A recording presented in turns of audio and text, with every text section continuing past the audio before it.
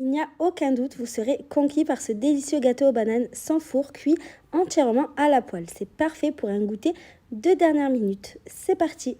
Je commence par l'appareil à gâteau. Dans un grand saladier, je casse 2 œufs. J'ajoute à ça 80 g de sucre et un sachet de sucre vanillé. Je mélange le tout au fouet énergiquement pendant 2 petites minutes pour faire blanchir le mélange. Ensuite, j'ajoute 160 ml de lait. J'ajoute également 40 ml d'huile de tournesol et j'ajoute la petite pincée de sel. Je mélange encore une fois le tout. Je tamise ensuite 150 g de farine. Je termine en ajoutant un sachet de levure chimique de 7 g. Je mélange bien au fouet en partant du centre vers les bords pour ne pas qu'il y ait de grumeaux. Vous allez ensuite écraser une banane, bien mûre de préférence, c'est les plus sucrés et ça permet par la même occasion d'éviter le gaspillage. Donc après l'avoir bien écrasé, on va l'ajouter à la préparation.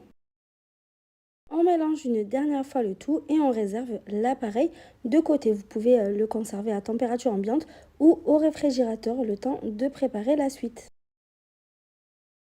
Ensuite, dans une casserole, on met 160 g de sucre sur lequel on va verser 30 ml d'eau. On mélange un petit peu pour humidifier tout le sucre et après on essaye de ne plus y toucher du tout. On va cuire le tout à feu moyen en surveillant la cuisson. Donc là, on va faire un mi-sirop, mi-caramel, c'est-à-dire qu'on ne va pas le laisser devenir entièrement du caramel. Dès qu'il est bien épais et qu'il commence légèrement à colorer, on le retire du feu. Ça va servir de filtre protecteur pour permettre à notre gâteau de ne pas brûler en dessous et apporter une belle caramélisation. Donc vous allez voir par la suite. On prend soin de bien beurrer une poêle anti-adhésif sur laquelle on va verser notre sirop.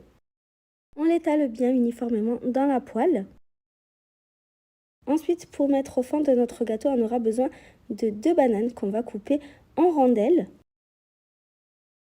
On va les disposer harmonieusement tout autour de la poêle. Donc on va recouvrir tout le fond avec nos rondelles de bananes. Et on va verser pour terminer la préparation à gâteau par-dessus. On va ensuite mettre notre poêle sur le feu et commencer la cuisson en couvrant bien pendant une quinzaine de minutes à feu très doux. On va ensuite recouvrir le dessus de notre gâteau de papier cuisson pour permettre de le retourner, de le remettre facilement dans la poêle.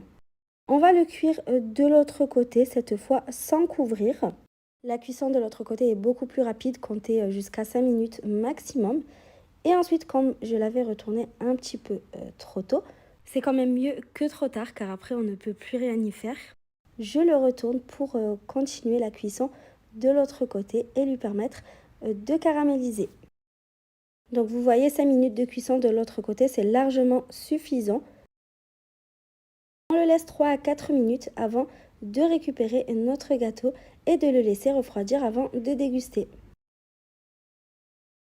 Pour terminer, vous pouvez le décorer. Moi, j'ai fait couler des petits filets de pâte à tartiner que j'ai réchauffé un petit peu et j'ai parsemé d'amandes hachées. J'espère vraiment que cette recette de gâteau express vous a plu. À bientôt!